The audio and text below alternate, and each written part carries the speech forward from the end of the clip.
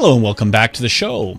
Well, today we're joined by two very special guests. We have the Honorable Jim Eichelberger, Mayor of Parksley, Virginia, and joining him on the right is Edward Armstrong with the Greater Parksley Association. Thank you, gentlemen, for joining us today. Thank you. Thank you. There's been a lot of chatter going on about this innovative project. So tell me, what is all the excitement about regarding the Parksley Revitalization project? Well, essentially, we are kind of spearheading what's known as the Parksley Revitalization project, based off of Parksley, Virginia, and specifically, it is designed to internally create more jobs, incubate small businesses into the downtown area, protect the property value, and increase options and goods and services for the town. It's a program it's designed to be self-sufficient for the town of Parksley as a whole, and also serve as a model for other small towns and communities across the country alike. And what is the first step of your strategy for the Parksley Revitalization? Essentially, in Parksley, we have what's known as the Greater Parksley Association, which is a combination of both small business owners and residences of the town that have come together for the purpose of uplifting and promoting the town of Parksley. And what we propose as part of this program is to expand the association into a CDC, or a Community Development Corporation. This maneuver would allow the association to be able to take on more responsibilities as well as receive more funding from both the government and other fundraising activities that would allow us to better be able to serve the community. Right. And you know, that's probably the most simplest we can put it. I assume you also have a few family events planned as well. Care to share them with our viewers? Yes, we have planned throughout the year to have several events that it's family orientated and to promote the town and the surrounding area.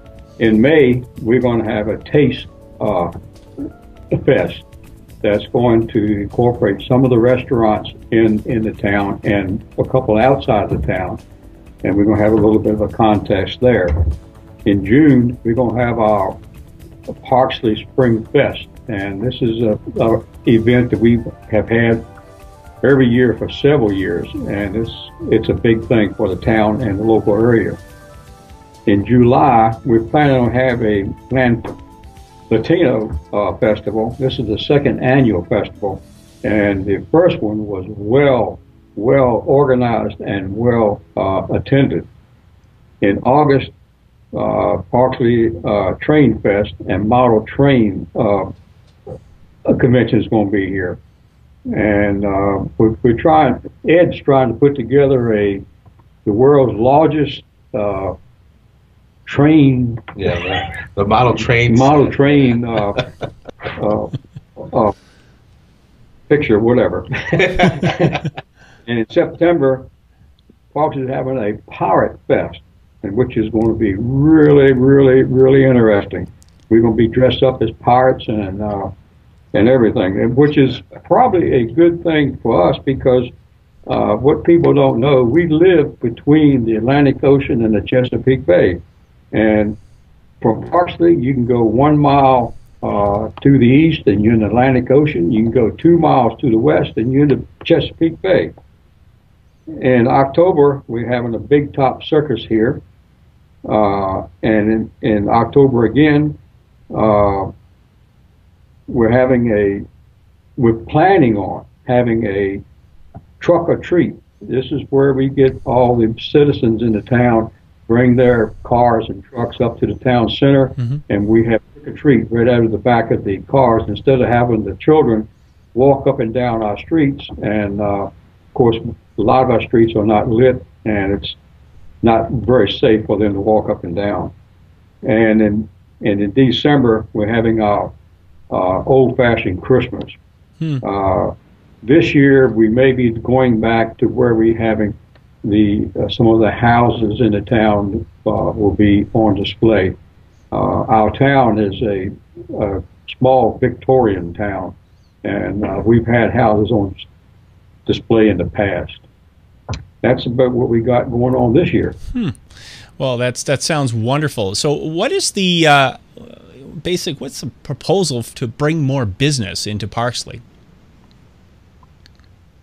To bring more business into Parksley, this is something that's been our goal for years, to bring more business. We have a small, unique town here, and we have right now 48 businesses in town. We're from a gasoline station to a grocery store to a florist shop to beauty shops, and to one of the most unique businesses in town, which is called Jackson's.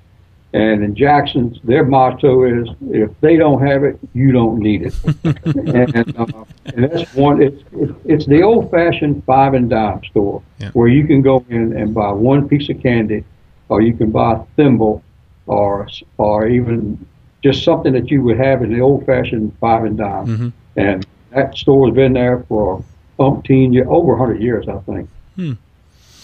Not 100, over 50 years. Well, I say 100 for. And they still do sell the piece of the candy individually. They still do. So how do you propose the Greater Parksley Association move forward from here? Well, we have quite a few proposals. You know, as the mayor was speaking earlier, like you said, our town is very unique.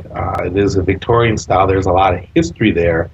And moving forward, not only do we want to expand upon the entertainment and the family events, but we also want to be able to give back to the residences and back to the small business owners. A town like Parksley is, you know, it's rooted deep in the American heritage, and it has a lot of history behind it. And, you know, the mentality here, you know, originally I'm from an urban city, and moving here has been life-changing, but it's been life-changing in a very positive way. And I firmly believe that life as it is here should be preserved, which means we also have to take care of the residences and the businesses that are intertwined into this town. And one thing that the mayor and I have been discussing is self-sufficiency. And we believe that the town can basically set the stage, create a model for other small towns and other cities to follow, whereby that model will show that as a town or as a community, we do have the ability to take care of our own needs, such as health care, take care of our own needs as far as employing the residents of the town with local jobs and sustaining our own internal economy, all the way down to the barter system, which before I moved here I thought was dead. To find out it's very much alive, and it works. It still works, and an honest day's work does pay off. And so this proposal is to kind of put a spotlight on the fact that towns and communities and the people, you know, we are the magic. You know, we don't have to depend on a new policy or law to be written. We don't have to depend on our political leaders to provide all of the answers. We do have the means to think. We have the means to act. We have the means to work, and we have the means to come up with our own solutions. So the future of the Greater Parksley Association and the future of this proposal, hopefully, I think what I would like to see is a self-sufficient, independent, economically thriving community that is not dependent on any type of subsidies or handouts or anything else from our government. You know, I think that we need to remember that we created this. We created the success of our community. We created the success of our country, and we shouldn't just hand that over and expect someone to come save us when we can do it ourselves. I think that's the message that exactly. The pride of community, and it's wonderful that you can encapsulate all that in this project. So it's wonderful having you both. Thank you very much for joining the program today. Well, thank you. Thank you. We've been speaking with the Honorable Jim Eichelberger. He is the mayor of Parksley, Virginia, and with him, Edward Armstrong with the Greater Parksley Association. Now, if you want to check that out, you can check out their website at www.parksleyliving.com. So thank you, everyone, for watching, and we'll see you again real soon. Take care.